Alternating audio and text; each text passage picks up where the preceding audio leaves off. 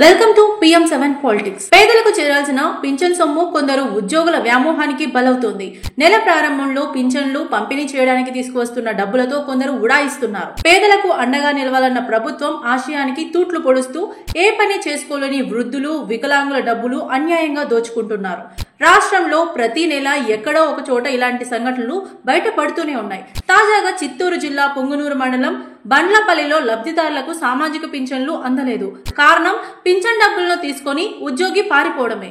మొత్తం 6.34 లక్షల నగదుతో సచివాలయ సెక్రటరీ శ్రీనివాసులు పరారయ్యారు. ఈ ఘటనపై ఎంపీడీఓ లీలామాధవి పోలీసులకు ఫిర్యాదు చేశారు. వెంటనే చర్యలు తీసుకుని ఆ ఉద్యోగిని పట్టుకోవాలని కోరారు. ఇదే తరహా సంఘటన సెప్టెంబర్ 1న కూడా జరిగింది. తూర్పుగోదావరి జిల్లా చండ్రేడులో 2,13,500 రూపాయల పింఛన్ డబ్బులతో మరో సచివాలయ ఉద్యోగి పరారయ్యాడు. ఈ ఘటన మరొక ముందే మరోసారి ఇలాంటి సంఘటన జరగడం రాష్ట్ర వ్యాప్తంగా సంచలనంగా మారింది.